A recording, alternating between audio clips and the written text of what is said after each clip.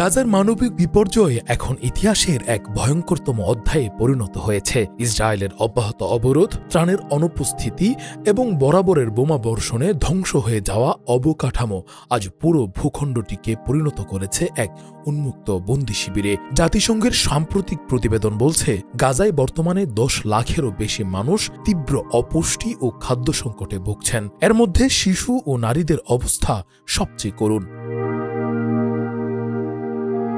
এই সংকট যখন আন্তর্জাতিক মহলে ক্ষোভ তৈরি করছে, ঠিক তখনই ব্যতিক্রমী এক চিত্র দেখা গেছে ইসরায়েলের তেল আবিব শহরে। কয়েক ডজন ইহুদি নাগরিক পিঠে আটার বস্তা ও হাতে stop starving Gaza, starvation is war crime লেখা প্লেকার্ড নিয়ে রাস্তায় নেমেছে। তাদের দাবি, গাজায় খাদ্য সংকট সৃষ্টি করে ইসরায়েল মানবতাবিরোধী অপরাধ করছে এবং এর দায় শুধু সরকারের নয়, গোটা জাতির। বিক্ষোভকারীরা বলেন, এই নিপীড়ন আমাদের নামেই হচ্ছে, আমরা চুপ থাকতে পারি না। তেল আবিবের এই মানবিক বিক্ষোভে অংশ নিয়েছেন একাধিক সমাজকর্মী, চিকিৎসক, শিক্ষাবিদ ও শান্তিকামী ইহুদি তরুণ। তারা জানান, গাজার শিশুরা যখন না খেয়ে মারা যাচ্ছে, তখন চুপ করে থাকাটা নিজেদের মানবতা বিসর্জন দেওয়ার নামান্তর।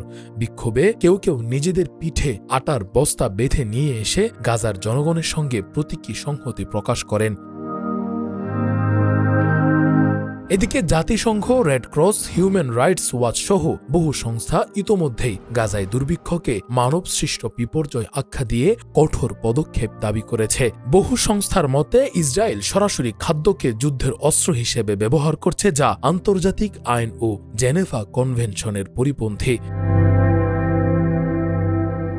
তেল আবিবের এই বিক্ষোভ প্রমাণ করে দিয়েছে, মানবতা ধর্ম, জাতি বা ভূখণ্ডে আটকে থাকে না। এমন ভয়াবহ সংকটে ইসরায়েলের মধ্যেই মানবিক চেতনায় গর্জে ওঠা মানুষেরা আজ গাজাবাসীর পক্ষে দাঁড়িয়েছে। বিশ্ববাসীর প্রশ্ন এখন একটাই, আর কত শিশু মরলে থামবে এই নিষ্ঠুরতা?